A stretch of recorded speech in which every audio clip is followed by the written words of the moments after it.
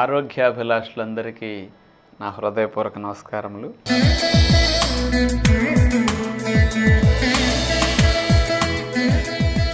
ఈరోజు మనం బరువు తగ్గవలసిన వారు మానవలసిన ఆహారాలు ఏమిటి అనేది తెలుసుకోబోతున్నాం. నేను ఈ విషయం చెప్తానంటేనే మీకు చాలా కష్టంగా ఉంటుంది.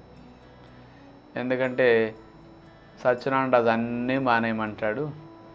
ఇప్పుడు మాకేదో ఇష్టమైన 4 తింటుంటే ఇప్పుడు వాటిని కూడా మానమని చెప్తాడు అని మీరు ఎదురు చూస్తూ ఉంటారు. మరి మీరందరూ బరువు పెరిగి రకరకాల చోట్లకి తిరిగి డబ్బు ఖర్చు పెట్టుకుంటూ బరువు సరిగా తగ్గకుండా కొత్త సమస్యలు తెచ్చుకుంటూ చాలా ఇబ్బంది పడుతూ ఉంటారు కదా. మరి ఇలాంటి అధిక బరువును మన ఇంట్లోనే మనం తగ్గించుకోవాలి అన్నప్పుడు మనం ఎందుకు పెరిగామో కారణాలు తెలుసుకోవాలి. అందుకని మన బరువును పెంచి మన శరీరం ఇంత అసహ్యంగా తయారవడానికి మనకు కారణమైన ఆహార పదార్థాలు ఏవో తెలిస్తే వాటిని హిట్ లిస్ట్లో పెట్టి వాటిని దూరంగా ఉంచగలిగితే బరువు పెరగము. వాటిని తినటం మానినందుకు పెరిగిన బరువు తగ్గిపోతుంది.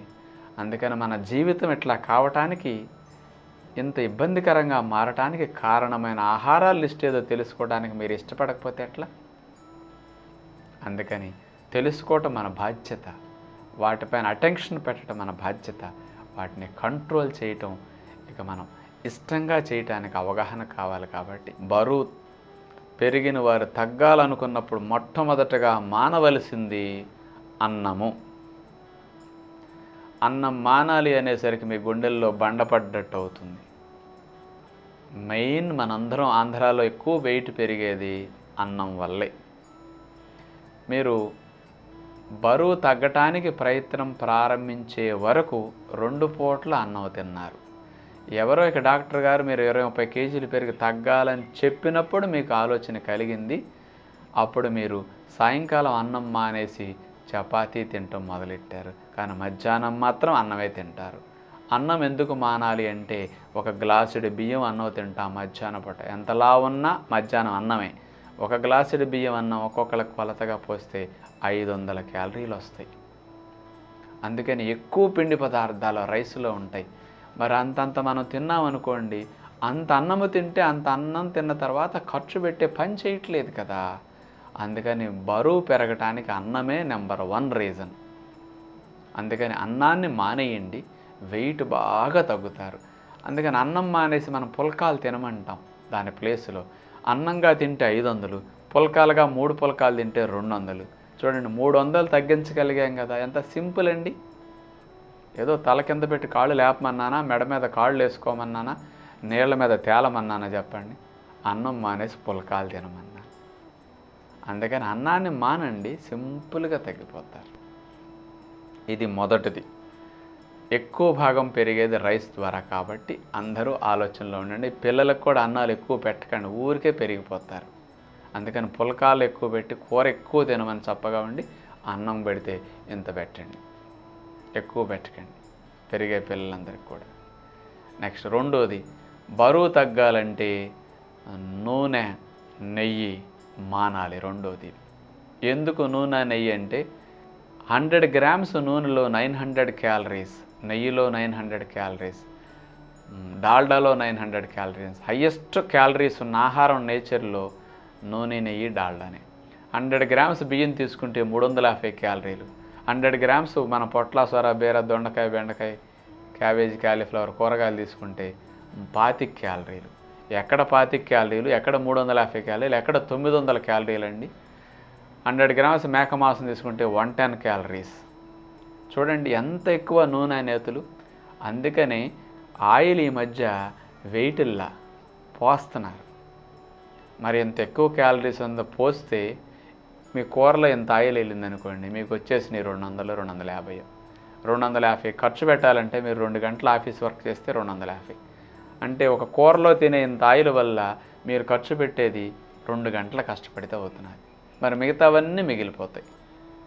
అందుకని ఎక్కువ మంది వెయిట్ పెరిగిపోవటానికి మేము తినేది కొంచెమేనండి అంటారు. పాపం చాలామంది వచ్చి మేము గాలి పీల్చుకుని అలా అవుతున్నామండి, ఇంత అంతకంటే ఏం తినమండి, మమ్మల్ని చూస్తే మీరు ఇంత తింటారు అనుకుంటారేమో, మా పొట్ట చూస్తే ఇంత తింటుందేమో అనిపిస్తుంది అనుకుంటారేమో, మేము అట్లా తినమండి అని నాకు చెప్తారు వచ్చి, నేను అంటానేమోనని.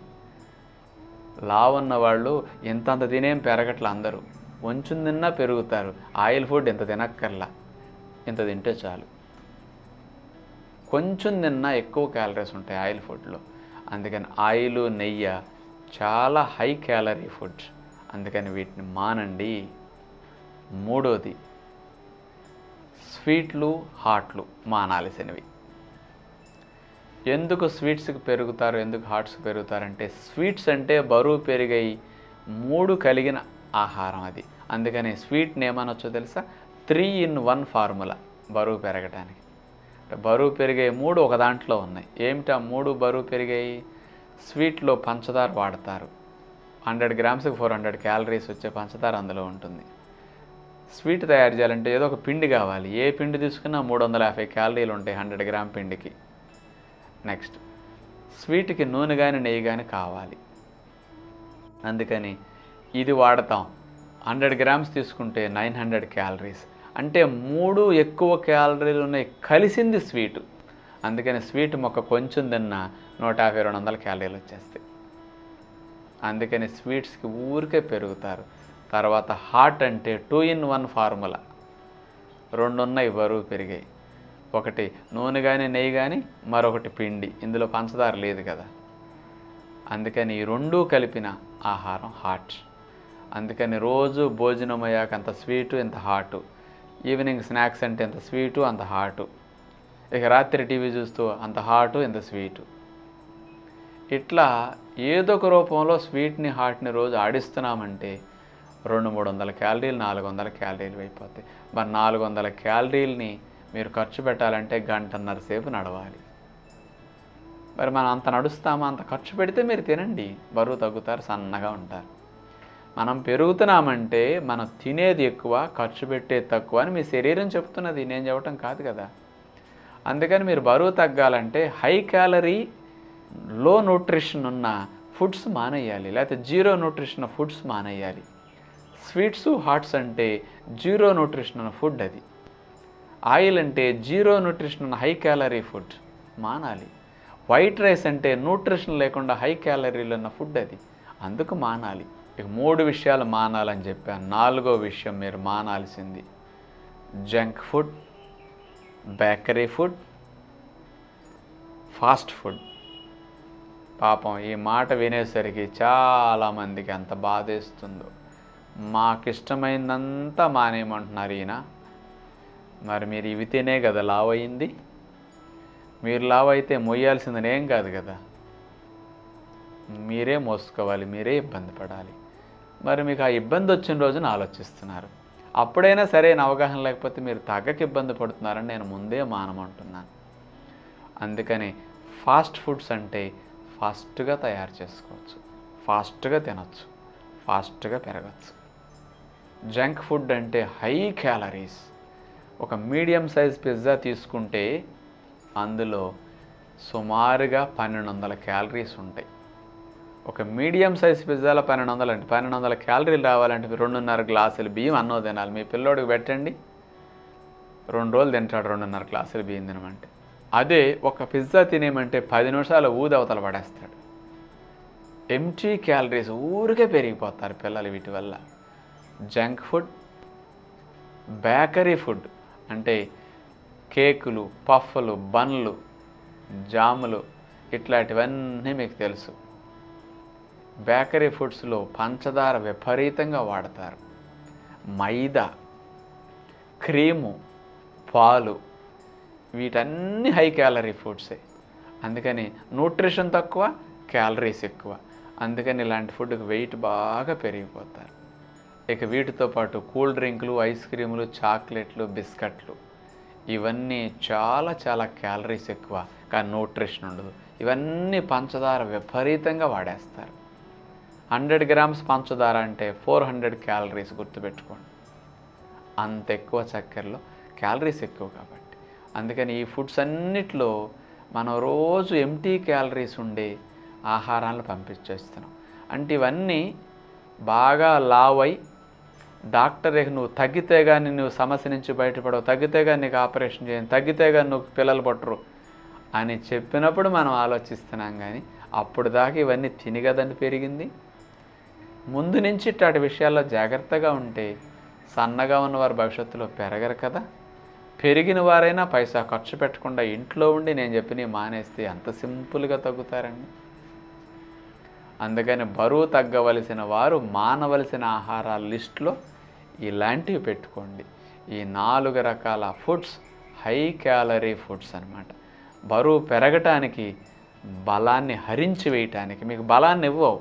అందుకని ఈ రోజుల్లో చూడండి, చూడటానికి సైజులు ఉంటున్నాయి దేహాలు, కానీ బలం ఉండట్లా, సరుకు ఉండట్లా. ఎందుకంటే ఇలాంటి న్యూట్రిషన్ లేని ఎంటీ క్యాలరీస్ ఉన్న ఫుడ్ తింటే సైజు పెరుగుతుంది కానీ శక్తి ఉండదు, ఏలాడిపోతారు, కాసేపటి కలిసిపోతారు. అందుకని ఇలాంటి హై క్యాలరీస్ ఉన్న ఫుడ్స్ విషయంలో కాస్త తల్లులు అవగాహనతో ఉంటూ పిల్లలకి కొంచెం మంచి మాటలు చెప్పి ఇలాంటి ఆహారాలు దూరం చేయగలరని, పెద్దలుగా ఇలాంటి ఆహారాలు మీరు తినే ప్రయత్నం చేస్తే మీ పిల్లల్ని మానమంట అనకూడదు. అందుకని ముందు మీరు మాని వాళ్ళకి చెప్పాలని విజ్ఞప్తి చేస్తూ తదుపరి కార్యక్రమంలో మళ్ళా కలుసుకుందాం. అందరికీ సెలవు. నమస్కారం.